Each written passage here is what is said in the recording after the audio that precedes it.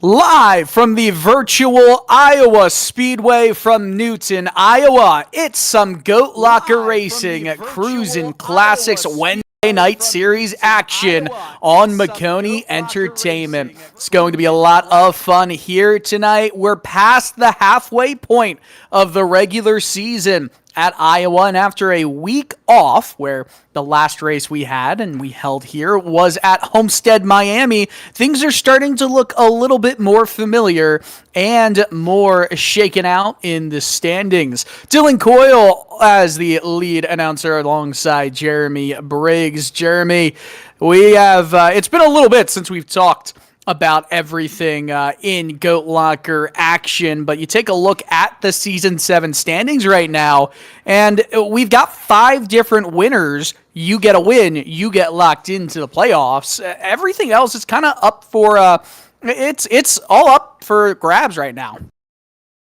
Absolutely, Dylan. As you can see, we've had Brandon Evans and his teammate Jeremy Gardner. They've each got 1 win, and they've been pretty strong here week in and week out so far in our season standings, or season 7 season. And these drivers have been putting on some really great racing, lots of green flag runs. Hopefully we don't jinx it tonight because Iowa is going to be hard for these drivers to handle. You know, we typically do jinx things when we're talking on the microphone. We got a good track record.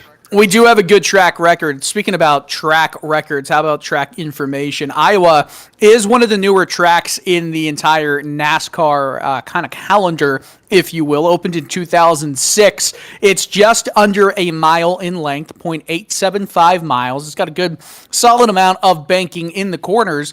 It's a short track that I'd say before the repave, especially for IndyCar, you had a lot of great racing.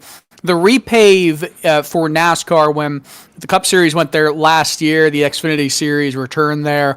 I know there's some various perspectives, various points of view. I don't know how much I like it yet. We've only seen a little bit of an example, but there's no repave in iRacing, so we have the older surface all the way around for 115 laps at Iowa. 115 laps, and the drivers right now just getting qualifying underway, trying to go for that Jam Printing and Promotions Pole Award. Who is going to secure that one tonight? Yeah, it's qualifying well underway. These lap times, they're quick, right? They're around 22 seconds in these next-gen cars, and we're kind of getting that look at a race that really never got to happen with the repave being done in the real world. 115 laps, you get 4 tire sets, one of those sets of tires already on the car.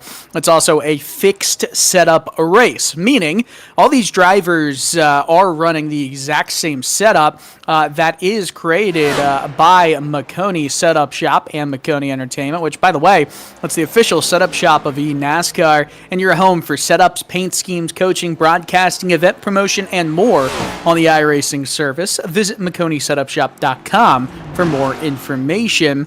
And we're on Maconi Entertainment for this broadcast as these drivers set to qualify and aim to go after the Jam Printing and Promotion Pole Award. It's also a Dash for Cash race here tonight. And talk a little bit more about that, Jeremy. We've got 5 drivers in contention. Yes, we do. We got 5 drivers out here going for $60. We got Ryan Pendleton, Jeremy Gardner, Brandon Evans, Jason Taylor, Patrick Drabeck. Those drivers all going for that $60 of cold, hard cash here tonight. As you can see right there, the number 57 of Jeremy Gardner, one of those drivers competing for that $60 in this Xfinity style type of event where you have to just pretty much finish in front of the other driver.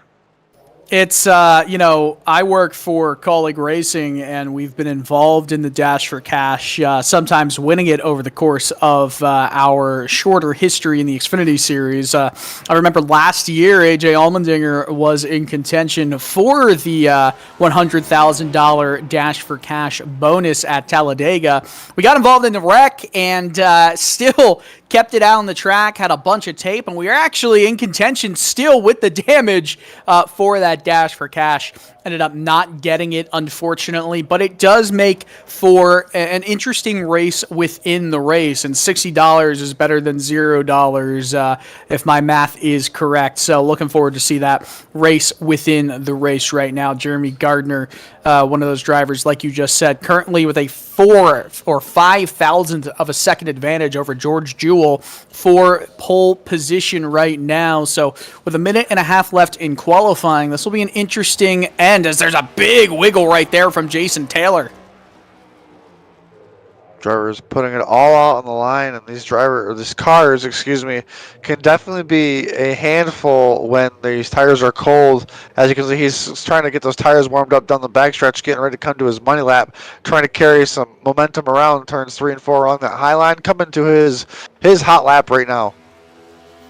Yeah, this is going to be the money lap, if you will. We'll see if he sets a time. He does, 24.485. But like you said, he's just trying to build up some heat, trying to build up some steam for this lap. And he's half a lap away from seeing what he has in this race car. Jason Taylor, of course, one of the top drivers in the series. He runs low up against the apex through 3 and 4, right up against the wall. This looks like a fast lap right here. We'll see if it is reflected in the time charts. And you betcha, 3rd overall with 30 seconds to go. Jason Taylor, our defending champ, jumps right up the leaderboard, hits the money lap. And speaking of money, going for that $60, so that's going to be a good start to his night within striking range of Jeremy Gardner, one of those drivers.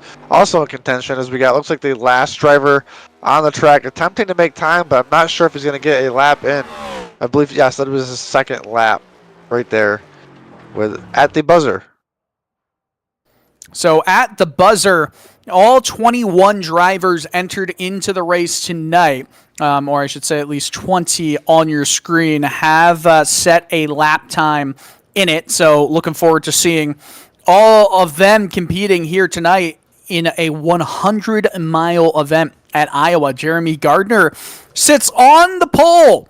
We'll talk more about the Jam Printing and Promotions Pole Award in a bit. George Jewell will be alongside him in the Dash for Cash race at Iowa. Jason Taylor, Michael Bennett in row 2, while Patrick Drabick and Levi McCarty will round out row 3. Moving down the order, Chance Taylor, Ryan Pendleton, Charles Abert, and Charles Felt, and all Charles row 5 will fill out the top 10. Timothy Wilms and another Charles. Charles Stevens will be in 12th. Wow, Timothy must be scared of all the Charles that he is around. 9th through 12th right there. Brandon Evans in 13th. Blake Edel in 14th. Corinne Smith, Jacob Ellingson 15th and 16th. Brian Provo, Timothy Stubblefield 17th and 18th. And rounding out the rest of the field is James Kaufman, Bobby Germain, and Jesse Whittington down to 21st. Iowa Speedway. It's one of the more unique racetracks on this schedule, and it's a unique schedule overall. 10 races in the regular season, 5 overall in the playoffs. Charlotte and Dover in a round of 12, Kansas, Richmond in round of 8, and then Texas will host the Championship 4 event in the first weekend or the first Wednesday of May. So lots of unique ways to see the playoffs kind of take us to the end of it. But Iowa, Atlanta, Gateway, Phoenix, Nashville to round out the regular season, the second half of it. I'll tell you what, there's a lot of possibilities for more than 5 race winners in the regular season. A lot of racing left, that is for sure. Especially here tonight with 115 laps. Anything can happen, especially with that race within the race. This is going to definitely put another element into that race. We'll see if those drivers decide to drive themselves a little bit different around them. See if they maybe drive them a little bit more aggressively than they would normally. It will very much be a... We'll see how much the tire wear, the tire life lasts throughout this race, but I I think what we can expect to see is a one-stop, maybe two-stop race. If we have high tire fall off, then we will definitely see some drivers trying to commit to maybe differing strategies here, maybe even a two-stop strategy where the cautions fall. If they do fall, will also play a part. They definitely can make it on fuel with one pit stop.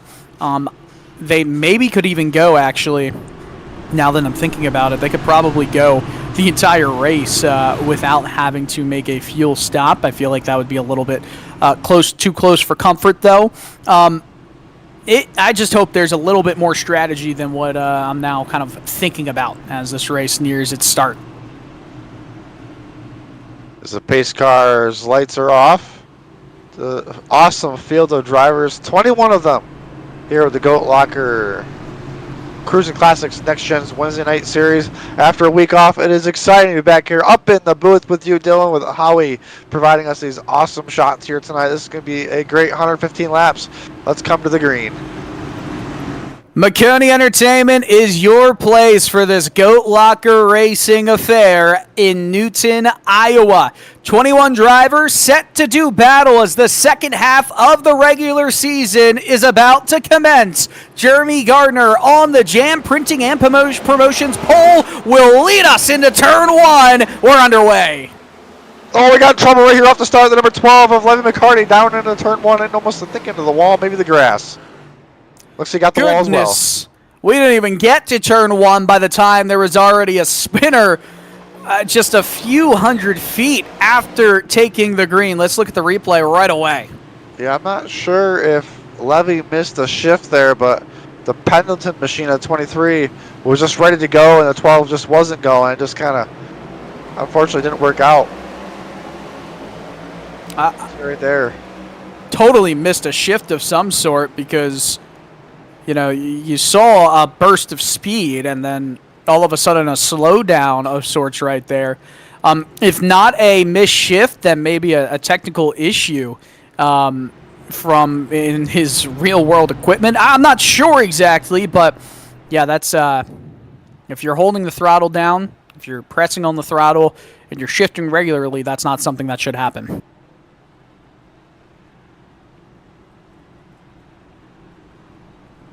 It's unfortunate, especially for that McCarty machine starting up there towards the front like he was, and was hoping to get a good finish here tonight. We'll have to claw back from the tail of the field and see if he can work his way back up to the front.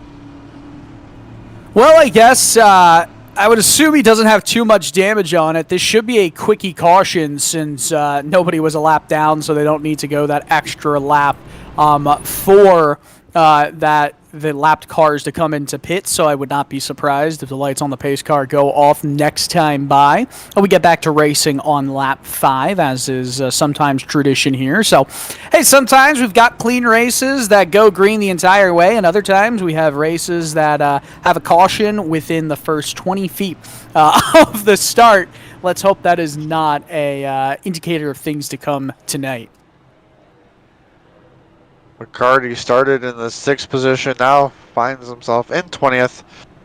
Did stay on the lead lap there, I believe, after getting service on pit road.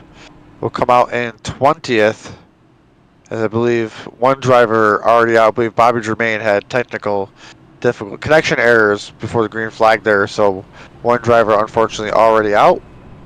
So we'll have 20 cars that took the green for this 115 lap event here on Maconi Entertainment.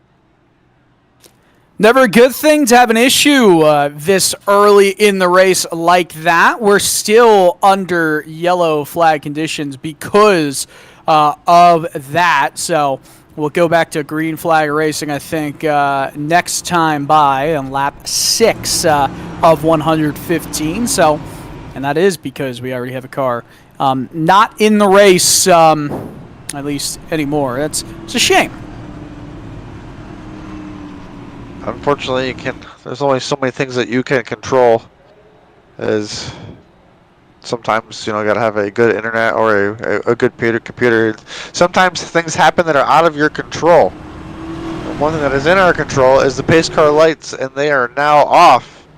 So as we had a 20-foot dash to start, we'll have these cars re-racked, restacked, and we'll try to go 20 more feet this time. Of course, Jeremy Gardner, it wasn't completely in his control, but he made sure to do whatever he could to get on the pole. Jam Printing and Promotions is the title sponsor of the GLR Pole Award. It's a veteran-certified organization that contributes printing and promotional sponsorships to more than 60 local nonprofits with a primary focus on organizations that assist veterans, women, and children. Jam is GLR's go-to promotional company. We round turns 3 and turns 4. Pace car about to go back down to pit road, hopefully to also press on the brakes and stop. Jeremy Gardner back underway, green flag. Can we get one full lap? That's a great jump for Gardner. The 57 machine, a clean start, being the leader. You get the fire first. That's the easiest way to go. You got the 60 right in his back mirror right here. You've got the 07 of Drebeck right there in the 3rd position. Top 3 kind of breaking away, and you got the next 3 positions battling hard there, 4th through 6. Throughout the field, there are drivers. Well, we got 3 wide and a 1 throughout back here in the field. It is a wide track. I don't think people realize, as I do go through your wide, coming off turn 2 down the backstretch. It's wider than most people would realize. I did the track walk last year when NASCAR returned some contact. Oh, goodness, that could have been very bad between the 84 machine and the 08 machine. Nothing amiss right there. Could have been worse than what we saw. It was actually the 75 in the 84. Tight racing there between Charles Feltz and Charles Stevens. Charles going at it here. This is for 12th and 13th. Oh, contact out of a 4. The 84 into the 75 there. They did a great job keeping it clean as we have 3 wide now. The 12-11 McCarty trying to make a move back to the field as we look back up at the front. Single file. 1st through 10th looks like so far. Yeah, it's going to be a high tire wear kind of race if drivers are getting already tight on the exit of 4. You know, the track does widen out, right? It doesn't necessarily come back towards you, towards your outside as quickly as a track, say, I don't know, Atlanta, you know, that outside corner through the dog leg really comes back to bite you unexpectedly. Here, you can see how sweeping, how wide it is, but I think some drivers try to take advantage of it in almost in too much of a fashion where they hit that outside wall. They don't really see it coming as soon. It's deceiving, right? Richmond, it's a little bit tighter than Iowa in terms of that little dogleg tri-oval, if you will. But regardless of it, it can catch you out of shape. Very quickly, the 84 gets turned into the inside. Green flag still out. No caution. It's Jacob Ellingson who was hit. He was just an innocent bystander there. I'm not sure what was going on. Oh, McCarty getting sideways there into the turn, number 12.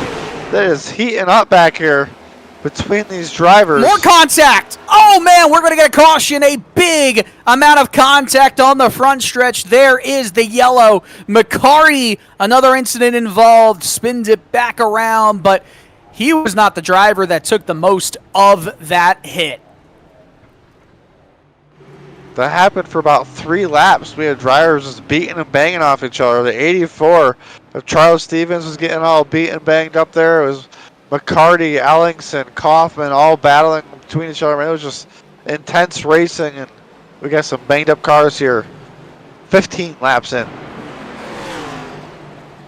A weird-looking incident. We saw it midway through. Goodness me.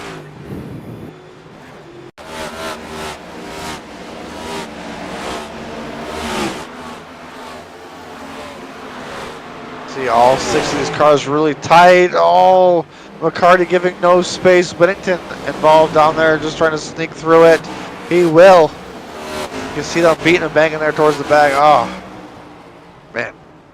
We got what looks like 3 or 4 torn up cars. Actually, I didn't realize how much of a hit the 12 took there, but nonetheless, we're back to live pictures, and some cars have decided to bring it down pit road. Might be a bit of fuel strategy here, because if it does go green the rest of the way, they should be able to make it. These drivers probably getting maybe some damage fixed as well. Try to get things back straight. They got some time here to take care of it. Early on, you still got time to fix it, but you obviously don't want to make it worse either.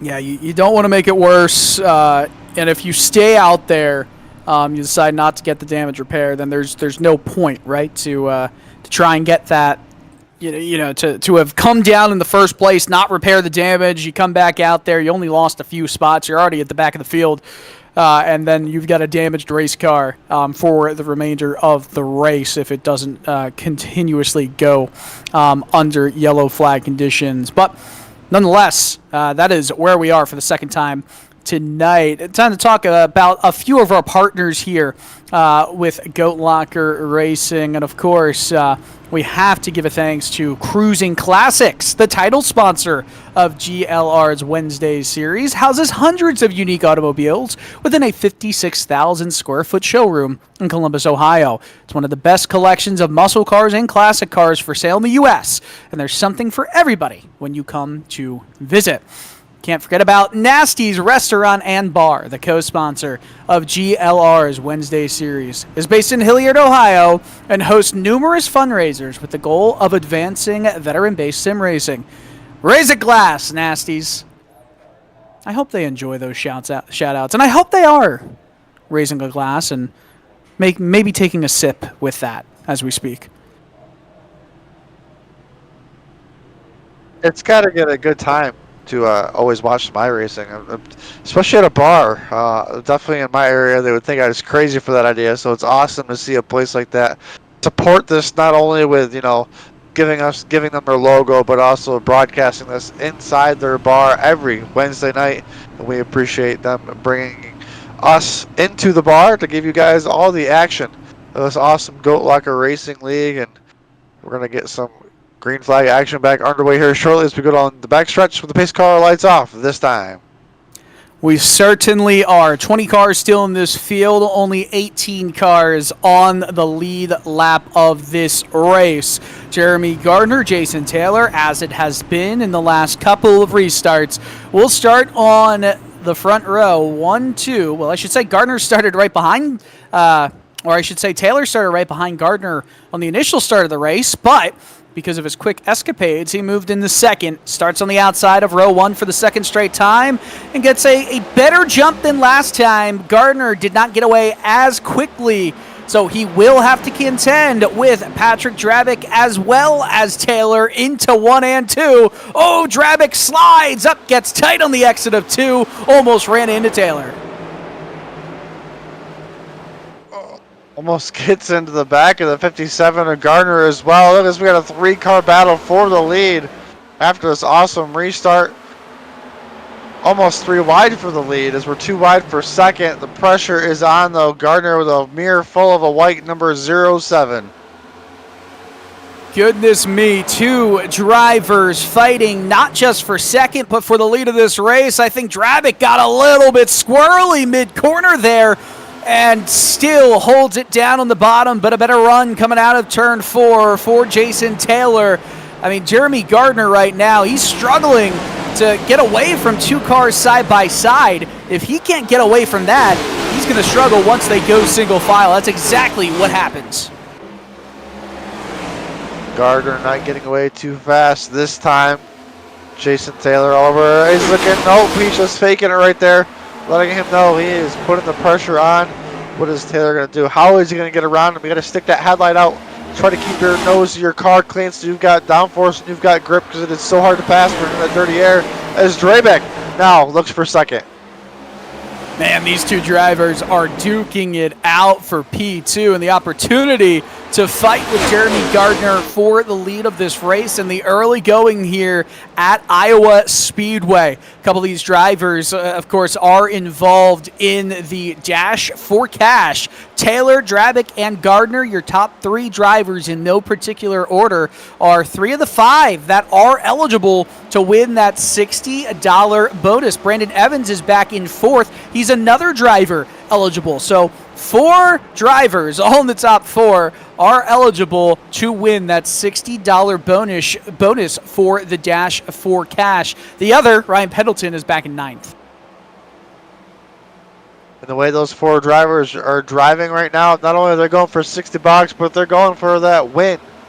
And that win will take you hopefully farther into the championship if you haven't won yet.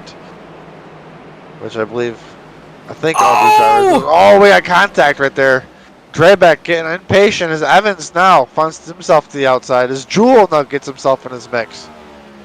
Drabick was a lot quicker rolling through mid-corner than Jason Taylor. Taylor was much slower, and Drabick didn't get the memo when they got to the middle of those 2 corners, hit him in the rear, and that kind of started a bit of a chain where the 39 of Brandon Evans has cleared Patrick Drabick, and all of a sudden, it is now a switch of position for 3rd place. Bennett has taken away 5th, and George Jewell starting to struggle with Timothy Wilms taking over P6 on the outside. Oh, Evans! Number 39 in turns 1 and 2. Goodness me, Brandon Evans has gone for a ride, and we're back under yellow flag conditions. One of the drivers who was making his way up the leaderboard just took 3rd away. One of the Dash for Cash drivers, he looks fine, and we'll grab a replay here. So here's what happened. He dove it into the corner a little bit too hard, and then I don't know if he just overcooked it. And I'm actually surprised they threw the yellow there because he wasn't fully around. He basically kissed the outside wall with the rear of that car, and kind of a reset of things here. Here's on board. Just a slight little wiggle right there. Just that wiggle, and like you said, a little too hot, and just kind of kept getting worse as the pit road is busy now. Looks like the whole field's coming down. Whole field looks to come down pit road. We'll see where everyone shakes out here. Brandon Evans, by the way, back in 16th. He kept it rolling after that, but obviously lost some positions. Regardless, lap 28 of 115 under the caution period. And here are your 2 race leaders, Jeremy Gardner as well as Jason Taylor. Taylor got into his box first. It's 2 behind Gardner. Is he going to be able to get out first as well? Just a little bit ahead of Gardner. Gardner, a much shorter path to the line out, and that is why he will still take the top spot after everyone came down pit road. Now, there will be drivers in front of them, and that's Whittington, that's Stevens as well, who, if you recall, Taylor? He just stopped off a pit exit here. I don't know. That is concerning.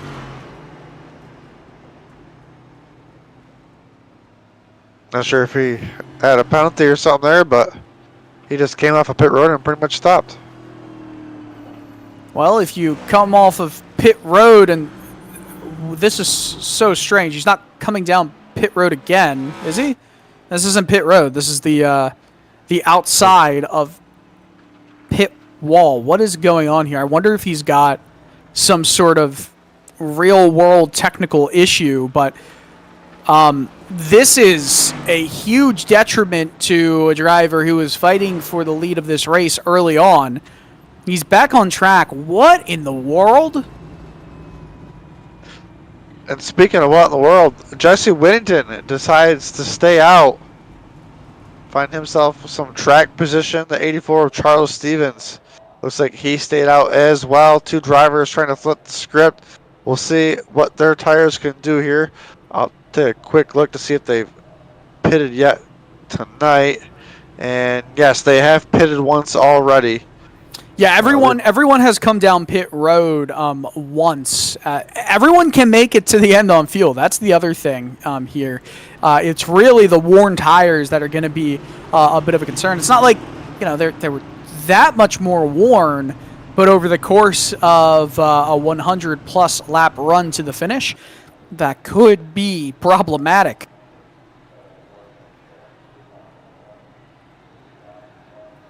The other thing is to note here, of course, with those two staying out, we're going to have a front row that has not seen the front row at all tonight in Stevens and Whittington. Stevens restarting on the inside, Whittington restarting on the outside here as the pace car is set to peel off down pit road. A little bit of worn tires versus the rest of the field on fresh tires. What's going to happen? We're back to green flag racing here at Iowa. Tremendous start there for the Whittington machine as he's trying to pull out a gap up front. But you can see Dre back there with the fresh tires already finding himself into second. It looks like he's going to cross over on Whittington and make it look real easy with the fresh tires. Yeah, he just dove it on in there, and this is going to be difficult. Gardner has to make the move happen as swiftly as he can, because the longer he's behind the 84 machine right now, the harder it's going to be to catch up to Patrick Drabick if this race goes green for a long amount of time. You got to make your move assertive, and you've got to make it quickly. The 84, though, doing a really solid job of staying in front right now.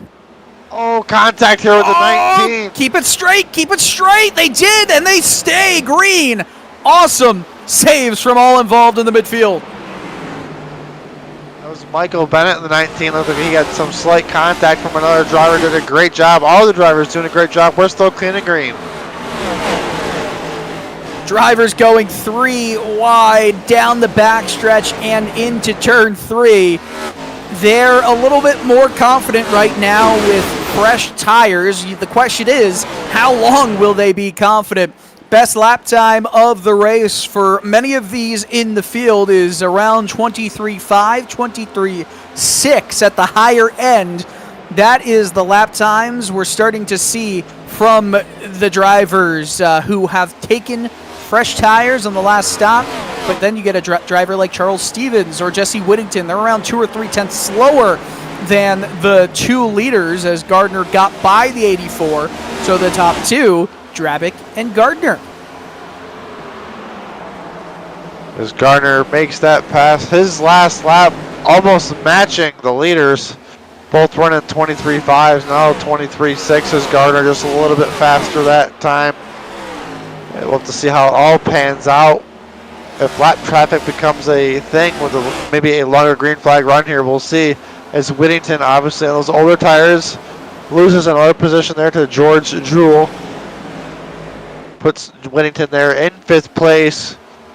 But if we have a long, I wouldn't say a long green flag, but a longer green flag run here, these two drivers that stayed out, they could pit and maybe save that track position because they're not falling as quick as I thought they would.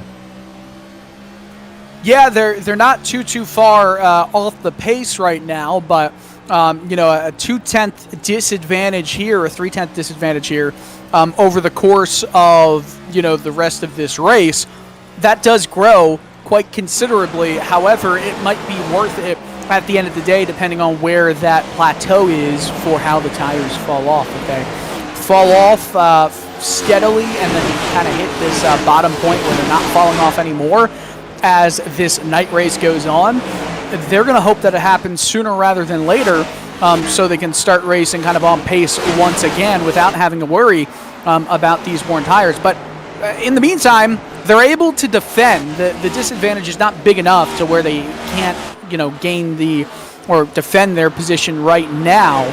But the longer that some of these drivers are behind them, and the slower they roll mid-corner dealing with them, the more they're going to get aggressive and make mistakes trying to get by. The battle here throughout the field, about 8th on back, is extremely tight.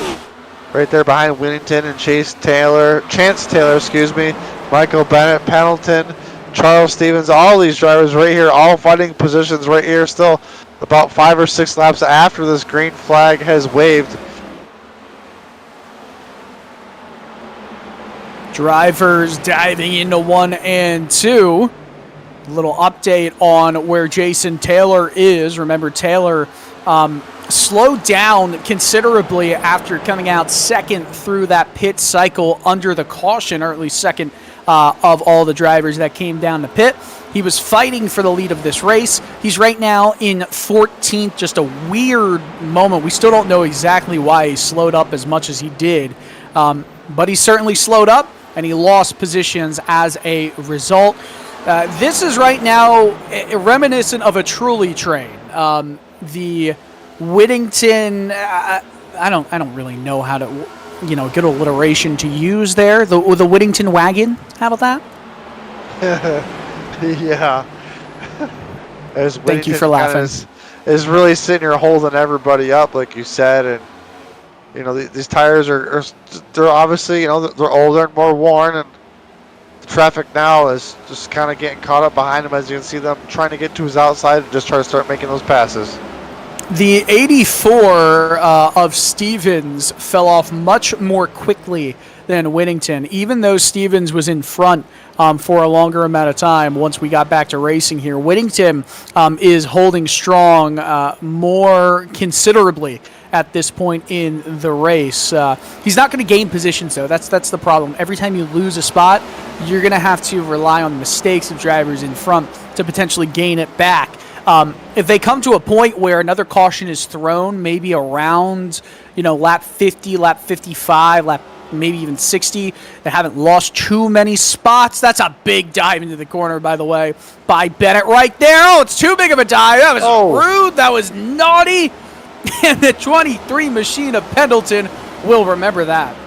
We'll see if he returns the favor right here. Oh, I think he is. Yep, yeah. Some contact made by Pendleton. Definitely, and he just puts the 19 into the outside wall. Definitely sent the message right there.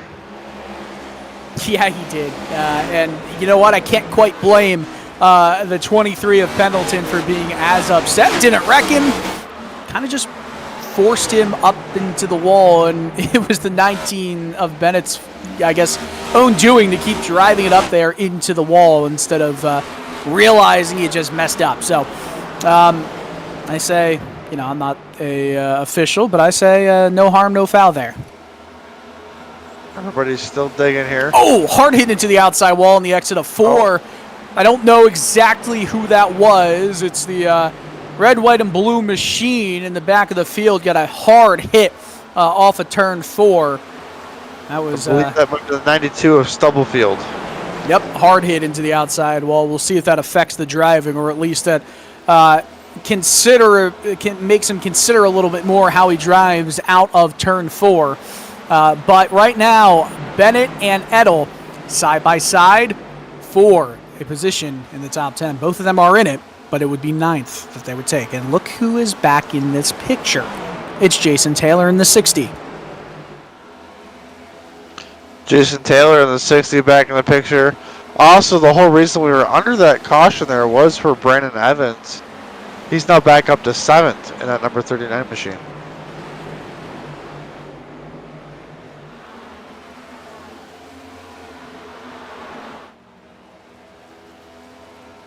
Overall, this is some really great racing here tonight with this. I believe we are probably about 20 laps almost on this green flag run right here. And these drivers are starting to have that fuel load change. Tire wear, tire temperature starting to change. But right now the 07 of Patrick Drabeck doing a great job up front. Right now has a half a second lead over the number 57 of Jeremy Gardner. George Jewell in the 36. He's a second and a half back from the leader, Brian Provo, in 4th. Chance Taylor rounding out our top 5. He is 3.8 seconds behind our leader. Man, there's just great battles throughout the field. As you can see, Chance Taylor right here now getting to the inside of the 08 of Brian Provo here into turns 3 and 4. Trying to make that pass. That's going to have Provo there in that top 5. Chance Taylor in the top 5. Whittington, like we said, he's on 15-lap older tires, but right now he's holding his own right there in the 6th position. A quick blip right there out of that machine. As you can see, the 94 just behind these two, now getting pressure from the 39 of Brandon Evans, who put us underneath that most recent caution where he got a little loose into the turn. Trying to battle his way back up through the field right now and doing a good job. He's trying to get up to the 6th spot after battling through where he was after that quick caution. Ryan Pendleton right there in the 23, just behind these two.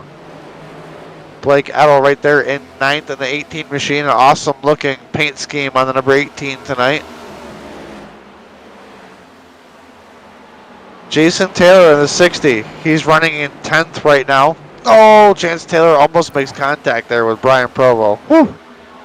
Man, that could have been quite nasty right there. Raise a glass, nasties. You read my mind. I was going to say that was pretty nasty. Hey, sometimes we gotta, it's partner integration, if you will. Yes. Good little segment. But now by calling attention to it, we've taken the coolness all away. It is what I do best. Oh, 2x2 racing in the midfield right now. It's pretty solid. Let's ride on board for a little bit. Hear the shifts, hear how this engine sounds.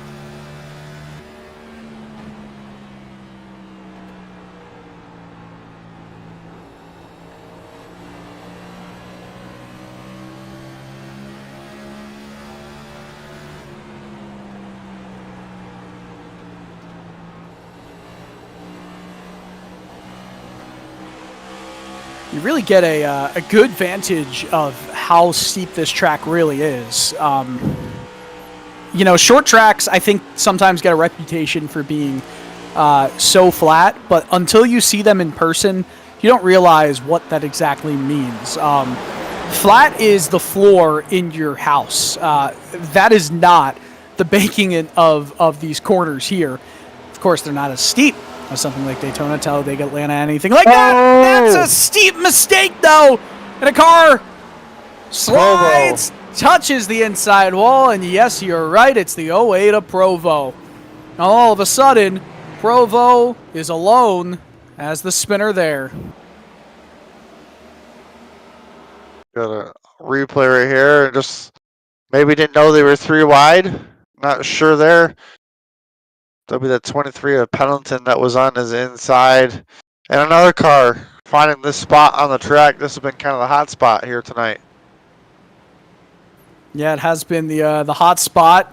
I'm not sure exactly why. I would think almost the exit of 4 would be a little bit more aggressive, but it does seem like just after the start-finish line is where it gets most aggressive with all these drivers. But we're halfway through. We're past that point.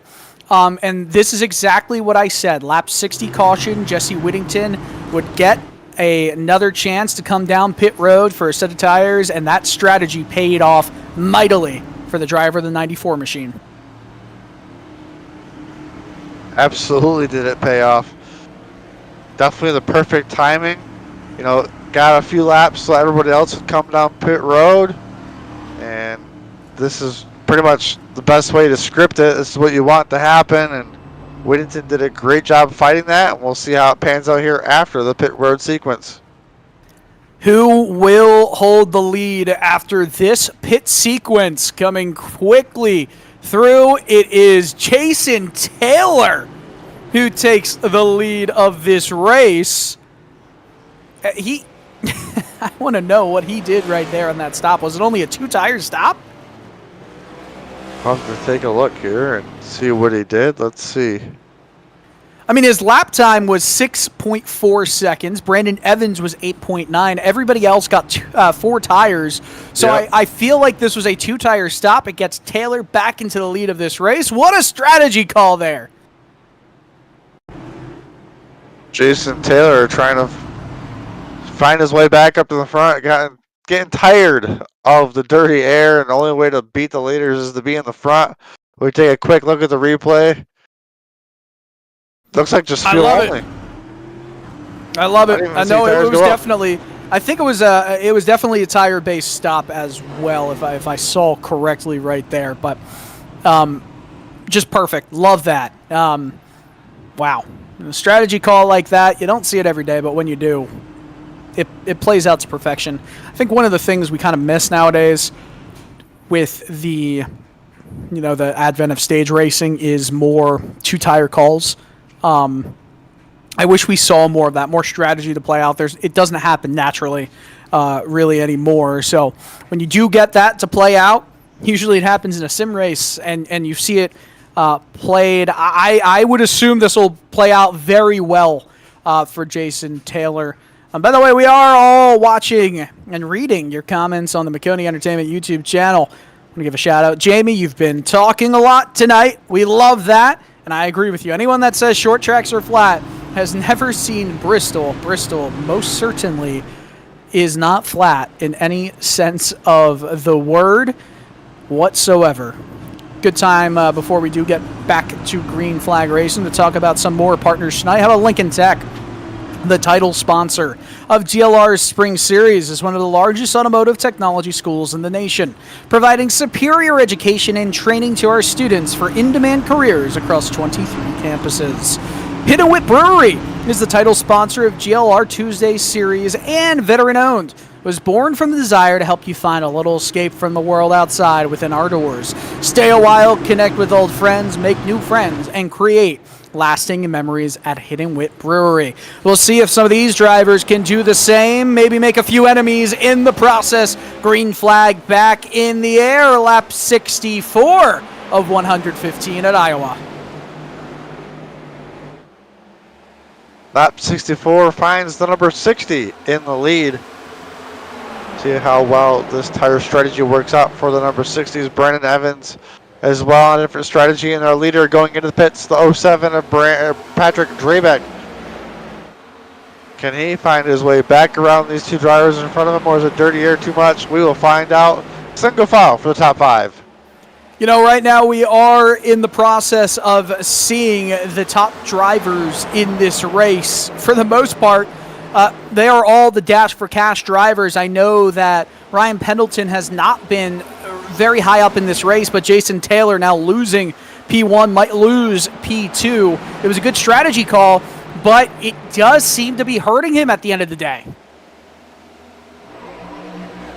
Let's see how well it plays out. Let's see if we can do what Jesse Whittington did.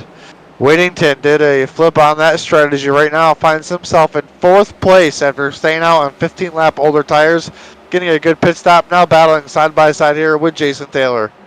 And that's the difference between being able to manage your race on worn tires. It was 13 or 14 laps older than the rest of the field for around a 30-lap stretch. And he was able to hold on and continue moving up, got the break, is into 4th. However, you look at somebody like the 84 machine, Stevens, he was on that same strategy, kept dropping like a rock. He's currently in 16th. It's just how you manage your tire life. Jason Taylor is also dropping like a rock. Maybe 4 tires was the better call. Like I said, he was so in and out. I don't know if he even got 2 tires there, but let's see how it plays out. He has got that thing wound up, has got it so tight on the exit, trying to do everything he can, trying to manage this track position. Right here, falling all the way back to 9th. We'll see how it plays out as Bennett now gets to his inside. His problems have all really stemmed from pit stops tonight. He, with 4 fresh tires on the same strategy, he was fighting for the lead of this race in the opening laps, and ever since, I don't even know if it was a mistake. I don't know what happened from his first scheduled stop. Just sent him into the back of the field. Then he had another pit stop mishap I thought was going to be better than what it is. I thought he took 2 tires. I might have played tricks on my eyes, but looks like he took nothing, so I totally made that up in my head. No tires, of course you're going to drop like a rock. Parachute is out. Even 2 tires would have made the difference. I think 2 tires would have been roughly the same amount of time to get that fuel in there too. So, might have helped stop the bleeding, but Right now, it just won't stop. Can't get the tourniquet on it. As we look at Chance Taylor right here in the 14, just on the outside of the top 5. You can see Ryan Pendleton right there in front of him. That's 5th and 4th. 4th being Jesse Whittington. Just in front of them, you got Gardner, Draybeck, and Evans. Your top 3. Don't forget, Brandon Evans spun earlier in this race to bring out a caution around 40 or so laps ago. He didn't really make any major. I think he just kissed the outside wall. iRacing through an automatic yellow. Almost spun right into the field. Woo.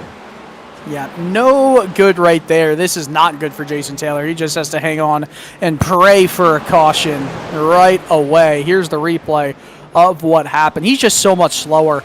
So much slower. He's already kind of losing it right there. Oh, goodness, yeah. He saved pulling it. The brakes. Yep, agreed. You see that tire smoke? That's because he had his brakes held to the ground right there. It's amazing what that does. More drivers should discover the brake pedal when they're spinning. Did a great job not collecting anybody else on that. So, yep. Gotta give him props where it's due right there, because that could have been pretty bad for about 6 more cars behind him. You know, there is such a thing as learning how to crash, and that's exactly what that was from Jason Taylor. He's learned enough that turning back to the right sucks. Yes, 100%. Nonetheless, Evans, I was saying he'd spun right now around 45 or so laps ago, and he's back now in the lead of this race. That is a wild change of 45 laps. And Brandon Evans has been pretty much a topic of conversation almost week in and week out now. We said at the beginning of the broadcast, between Evans, Draybeck, and Gardner are pretty much our top 3 almost every week right now. These drivers right now kind of starting to show their dominance here in this season. We'll see how it plays out. Brandon Evans doing a great job, leading more laps again here tonight. Can he hold off his teammate Jeremy Gardner and Patrick Draybeck? So, Brandon Evans already 1 win in the season. Jeremy Gardner 1 win in the season. Patrick Draybeck has not won yet this season. He currently sits 19 points above the cut line. This is race 6 of 10 for the Season 7 Cruisin Classics Next Gen Series playoff battle. There are a healthy amount of drivers, 12. That make it into the playoffs. It gets dwindled down the next 2 races to 8, then the next 2 races to the final 4. So it ramps up pretty quickly from here on out. But then you got a guy like Jason Taylor who could afford to have a mishap kind of race like this. He's 30 points to the good on the cut line, so he's practically a full race to the good. He could miss a race and still be more than fine in all likelihood. There's a look at the standings coming into tonight's race. Wilms, McCarty, they're all double digits ahead of the cut line. Then you get to Stevens, Charles Stevens, Blake Edel, and Logan Sturgeon, who's only 1 point to the good. Bennett, Corinne Smith. Those are drivers that really need to have some solid showings in the next 5 races to make it into the playoffs. We'll see how it works. There might have been 2 drivers in those point standings not here tonight. I believe it might have been Logan Sturgeon and maybe Eddie Smith not here tonight. Yeah, you're absolutely right about that. Neither of those 2 in the race here tonight. That absolutely hurts their opportunity to make the playoffs, especially with it, being 1 point to the good.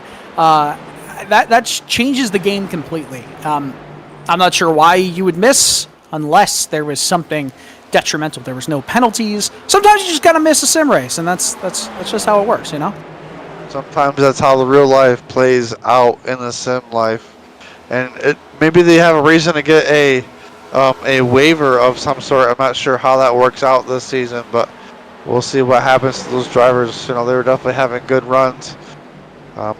One of the drivers that was a couple points out, that was Corinne Smith in that 10.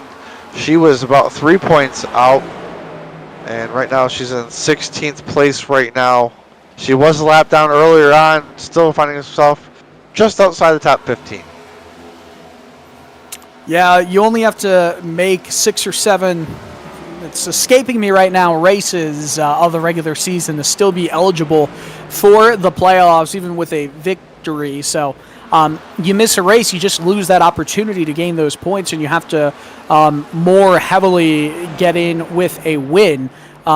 So missing a race hurts a lot more if you're closer to that cut line than, say, if you're Brandon Evans, Jeremy Gardner, Eddie Smith, Jesse Whittington, or Ryan Pendleton. Eddie Smith can afford to miss this.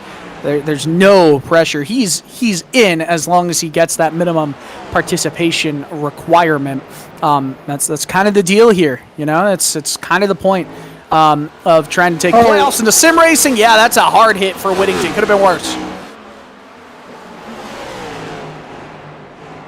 Logan Sturgeon will be one of those drivers in the point standings that's going to struggle with points after tonight not being here, being right at that cut line. Like we said, Jesse Whittington making a little bit of wall contact right there, putting the pressure all over the back bumper of Ryan Pendleton. He wants to get by him and put himself one step closer to that podium. Yeah, this is going to be a massive hit for Logan Sturgeon not being in the field tonight. Another driver who is not in the graphic we were showing you earlier is Jacob Ellingson. Ellingson made the start of this race, but as he explained in the YouTube chat, a little bit of contact from an earlier incident. It wasn't big at all, but a little bit of contact led to his damage. iRacing saying it's not repairable, so he had to retire from this race. Currently dead last out of the affair. Yeah, what happened to Evans right there? Huge wiggle out of 2. That was close. Is Brandon Evans pressure on? Look at that, man! It's starting to get kind of intense again. It's not been intense, but with the laps really winding down here, we only have 27 to go. This race is far from over for everybody in the top 5. Oh, let's look at that! Whoa! Wow, that was a big moment. He scraped the outside wall, too, on the exit of Turn 2. Just incredible. I know it wasn't a save of sorts, but it could have been a lot worse. So I guess you could say a save from being worse. Sure. I'll be taking a big, deep breath right there and saying, thank you, iRacing gods, because that could have been a lot worse.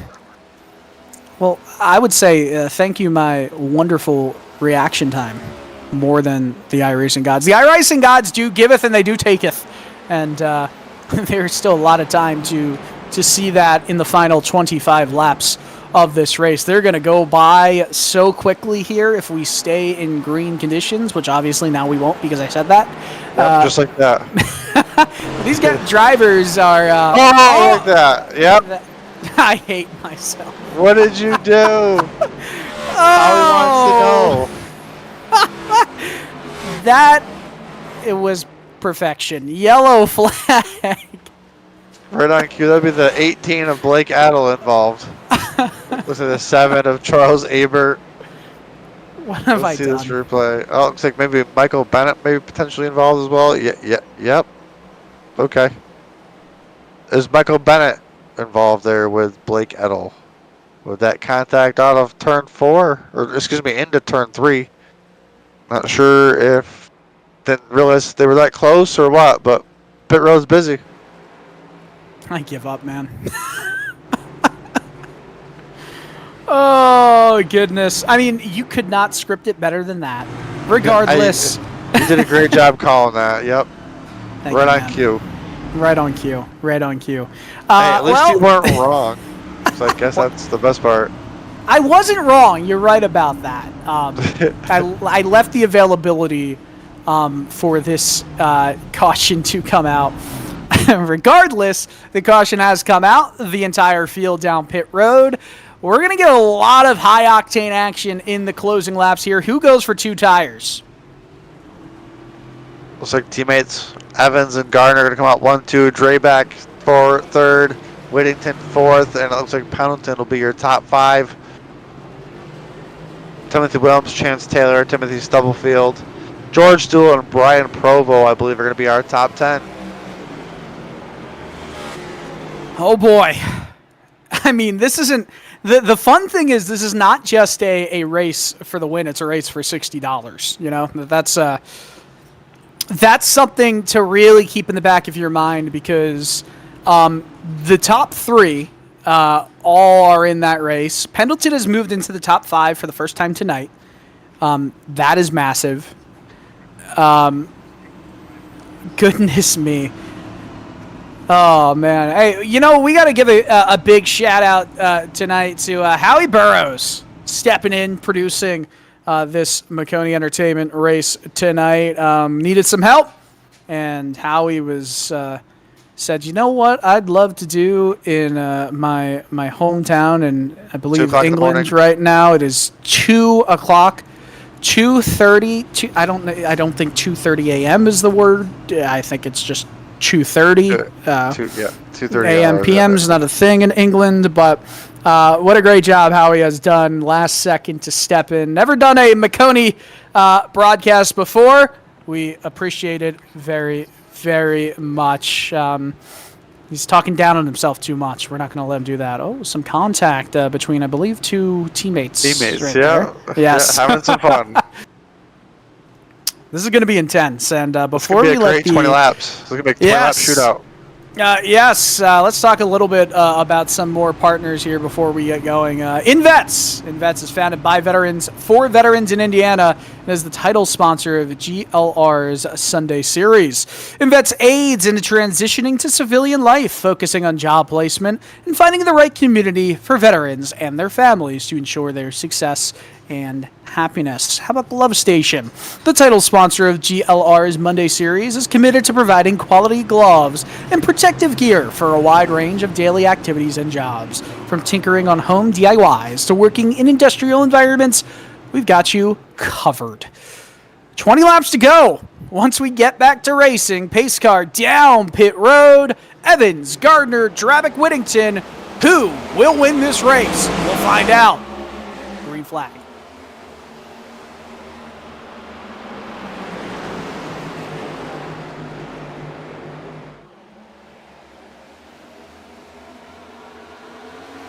So far, so good. Down into turn 3. Drabeck putting the pressure all over Evans. And then Drabeck getting pressure from Gardner. And then it's just, everybody extremely tight off at turn 4. These drivers are giving it all they can right here. Trying to get every spot they can. This is a quick shootout. We're already down to 19 to go. Yeah, the gloves are off for sure. Gardner and Drabeck just made contact. Yep, some contact right there. Glove Station better get some new gloves ready because they are completely falling off. Drivers not picking lines. Brandon Evans says, thank you much. Let me continue to run away. Almost 3 wide for second into turn 1. This is awesome. This is that awesome GoatLocker Racing that we get week in and week out. Except for the off weeks, which are, I will say, a little bit boring without GoatLocker in there. So glad to be back. This has been great racing right here. There's contact there. Oh, Whittington's going to get loose. Save it. Save it, Whittington. He does. No, he goes back up into the track. Big contact. Oh, that's a hard hit. Caution is out. And that could be race ending there. Oh. That definitely looks broke.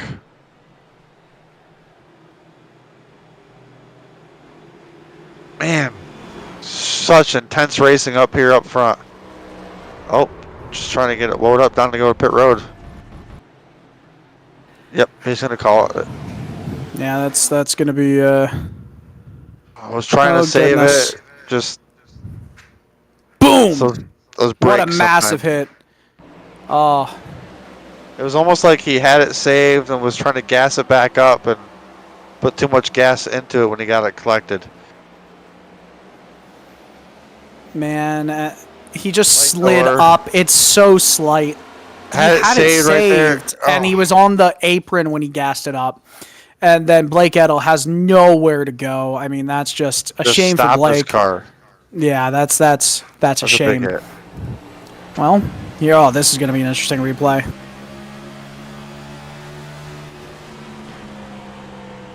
Intense racing. Everybody's out here going for it. We're in the winding down to the final laps here. And one little mistake, you're trying your hardest to stay with it, and man, you watch the replay and you're like, oh, why didn't you stop? It's like, because if we were in the driver's seat and you're in the, you're in it, looked like there was a car just to his left. It was kind of hard to see that car coming up the track, and man, just unfortunate there for Blake Edel.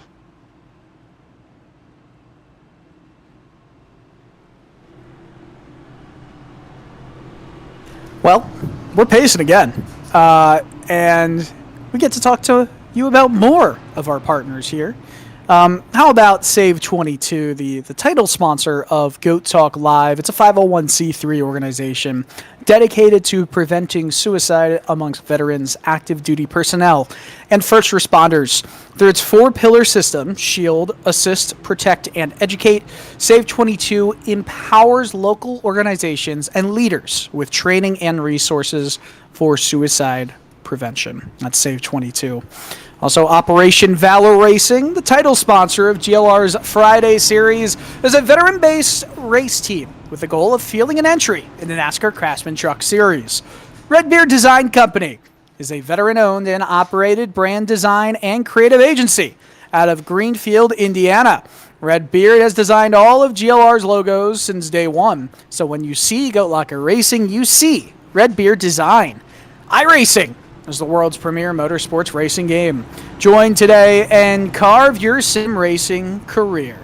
And finally, Above the Yellow Line Media, the home of Goat Talk Live, provides coverage across the world of motorsports, from F1 to NASCAR and everything in between. This is motorsports media your way. Are we done crashing? We're going to find out.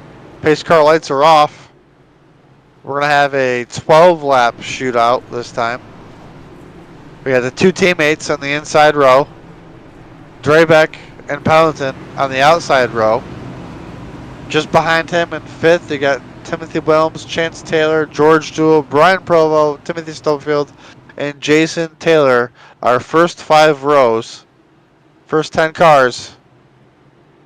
Is somebody in the top 10 going to get the win? Or is somebody from the outside of the top 10 going to get the win? Over or under?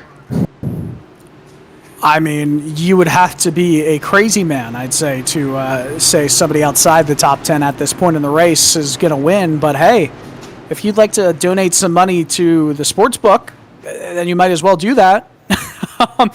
I swear if I'm wrong, that would be perfection. All right, 12 to go. Brandon Evans leads us back to the line. Green flag. What a jump for Evans. Drabick and Gardner side by side for P2. Already fanning to go 3 wide in the midfield. Intensity ramps up once again.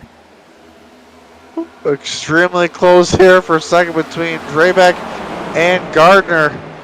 Looks like Drabeck's trying to do everything he can to fight on the outside to make the pass happen, but just can't happen just yet, and he does get it done. Just got the pass. Pendleton trying to sneak in there as well. 4 drivers, single file in the top 4. Everyone else, contact. It's just the name of the game in this late stage of the race. Drabick a little bit slower mid-corner, slows up the rest of the top 4. 3rd and 4th looking to split the difference. Gardner cannot get underneath Drabick. Brandon Evans not quick enough to get away from it either. And then you got Pendleton trying to get to the outside of Gardner now. Then you got Chance Taylor right there in 5th. Just looking on to these drivers battle on there. Slight loose there for Gardner off of turn 4. Don't forget a couple of these drivers up here in the front. I think the top 4 all battling out for $60 cash. Whoever finishes in front of the other wins $60 cash. I mean, it just simply means more, right? It just simply means a little bit more to these competitors to win this race. Oh, a yellow is out. What happened? It has to be in the back of the pack. There we go. It's Chance Taylor.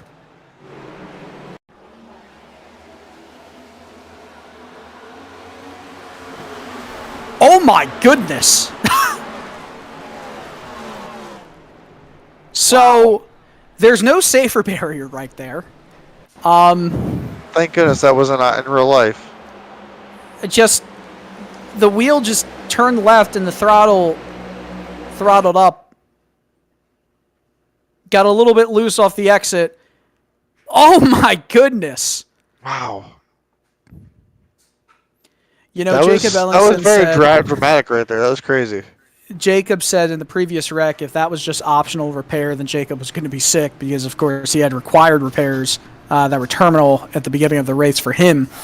I think that one's going to be terminal there, too. Yeah. Definitely going to be night ending, especially with just a few laps to go. Is this going to put us in a green-white checkered scenario? We're going to find out. Goodness, I wonder. Few drivers coming down for a last-second pit stop. Interesting decision. I don't hate it, because if it does go green with 4 laps to go, and they're not trying to repair damage, they could gain some spots, especially if they're in the back of the field. Speaking of gaining spots, Bobby Germain, I believe, had connection issues there at the beginning of the race. Looks like it might end up finishing just outside the top 15 after missing about the first 15 laps of the race. So good for him to come in here late into the race and just try to plug it away. Well, Bobby Germain was down 15 laps in this race. Now down 11. He just he's toiling around there. He was down 15 from the very jump. He's having a grand old time right now. I don't think he can gain any more spots, though. I think it'll put him in 17th because I think there's 2 cars in front of him that are still going laps down. But how many more laps will he get to go around them? I think just enough. It'll be close. We will have possibly a 3-lap shootout. I think we got to come around to one more time after this to get the 1 to go. We shall see.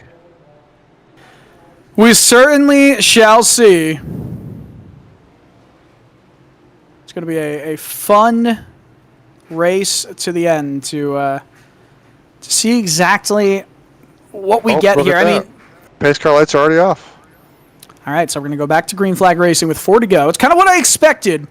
Drivers who had just come down pit road. I'm curious to see, particularly Corinne Smith, who is right now she's in 14th. I wonder if she could break into the top 10 right now. And look who's in P3. All of a sudden, Ryan Pendleton has not led a single lap in this race. I don't think he's been in the top 3 until like the last few laps. He now has an opportunity to win it and the $60 that goes with it. A lot to unravel at the end of this race. This is going to be exciting. 4 laps. Will we stay green is the question. Will we stay green is the question on everybody's mind. Brandon Evans will lead the field back to green flag racing, and he gets a fantastic jump. We're back underway. 4 laps to go here at Iowa Speedway. Drabick is right down to the inside in the second, and in the third, it's still Pendleton, Gardner, and P4. Drabick dives it in wicked hard to the outside. Unfortunately, his car did not stick. Doing everything he can, just trying to show his nose to the outside of Brandon Evans and put the pressure on. Oh boy, I mean, this is some great racing here. We're going to be done within the minute if it stays green. Evans, pace car, goodness, I got scared.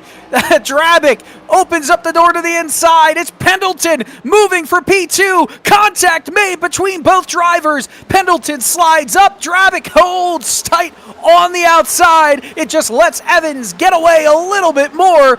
2 laps to go. Exactly it. One driver does not mind watching these guys battle side by side is going to be our leader, Brandon Evans. Coming around to look at that white flag.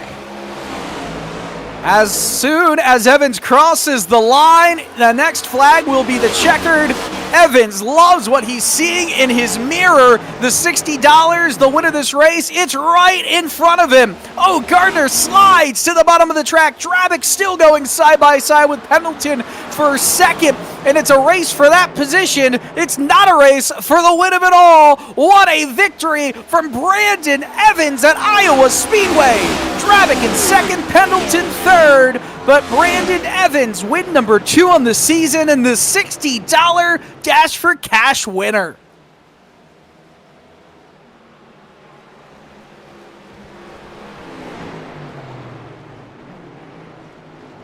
Wow. What a race. Brandon Evans goes from spun out to race winner. Yeah. Oh, forgot about that. George Jewell, by the way, finished in 5th. What a return for him in this race. And Jason Taylor into 6th. So we'll go through the full results in just a few moments here. But what an epic finish to this one at Iowa. Just the right amount of drama to feed us tonight after a week off.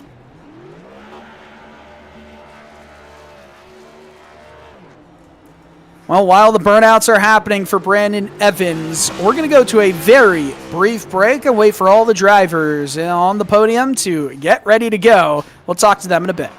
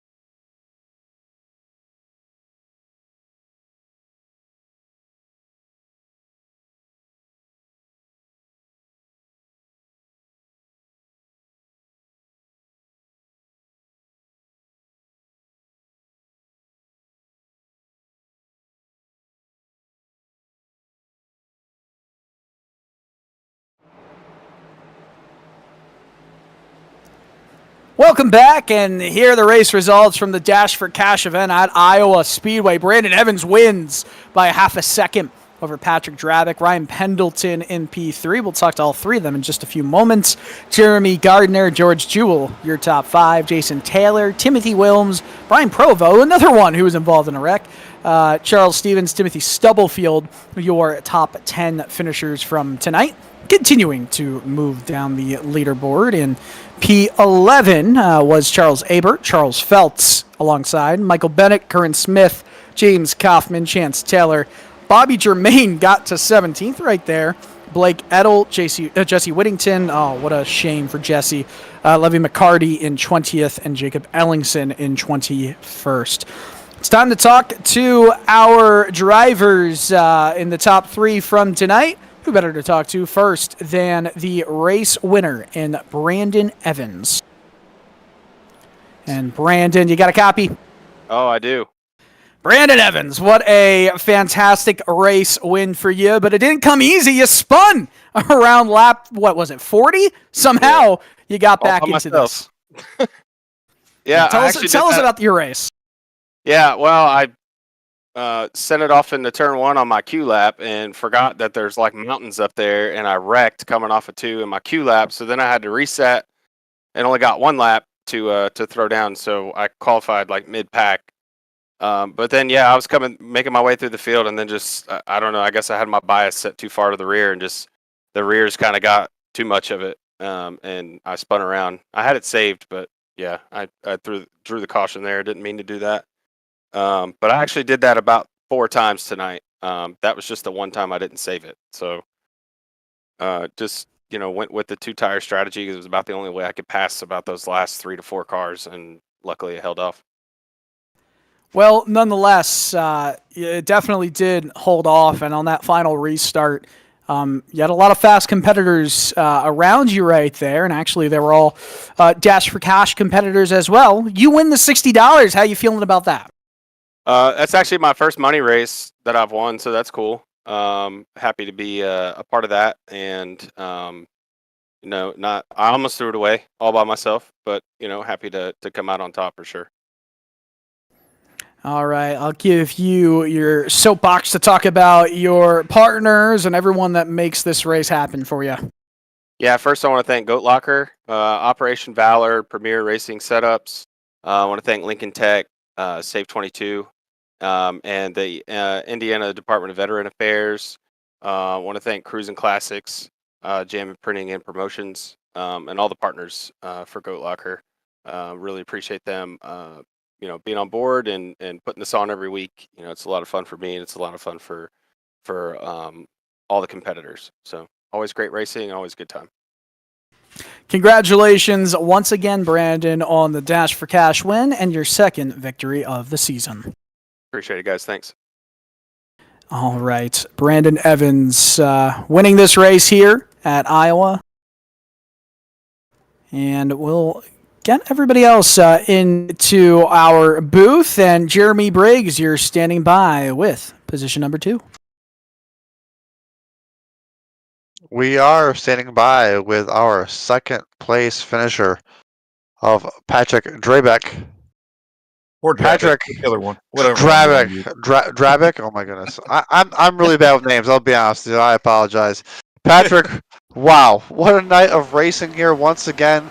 GoatLocker never disappoints, man. You've been up front for quite a few of these races. It feels like this season. You're really putting your name in the mix, and some great battling up front. Led some laps. What more did you need to get a better finish? Just one more spot. Yeah, we just got those rash of cautions there at the end, so those little short runs, which really helped out. Evans, he'd taken the 2 tires, and for that to really show up, it was going to have to show up in the long run. But man, I mean, it was a ton of fun battling him, and then my teammate Ryan Pendleton at the end, and Jeremy Gardner. It seemed like the 4 of us were kind of up front all night long, and just had an absolute blast with it. So I don't know if I had anything for Evans there. I mean, he was fast. Glad to bring the Save 2207 home in second place, though. And that's exactly where you're going to lead me into with the Save 22. Great night of racing. Who do you got to thank for getting you here tonight? Well, I mean, last night I happened to win a race in the Xfinity Series, and I gave a big shout out to my good buddy, Jeremy Hosevar.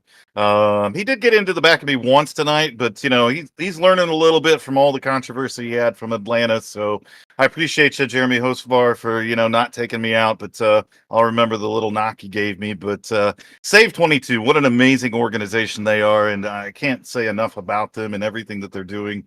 For our nation's warriors and first responders. Jam Printing and Promotions. Hey, I'm wearing the shirt here tonight. What a phenomenal organization. If you got anything that has GoatLocker Racing on it, it came from Jam Printing and Promotions, and we just shipped out a bunch more hoodies, and so that's awesome. Cruisin Classics, an amazing sponsor that's been with us for years, along with Nasty's Restaurant and Bar. Might be poking my head in to both of those locations this weekend. We'll see what happens. And then Alexander PCs, we had them on the Goat Talk, this past week. Awesome getting to talk with them and everything that they're doing for us. But and then you guys up at the broadcast booth, I know it isn't easy, and you don't get all the props you should get, but you guys put on a hell of a show, and I appreciate you. But yeah, super proud to get the Save 2207 Chevy Camaro home with a podium finish here tonight. appreciate the kind words. Congratulations on your second place, Patrick. We'll talk to you hopefully in the near future. All right, buddy. Thanks.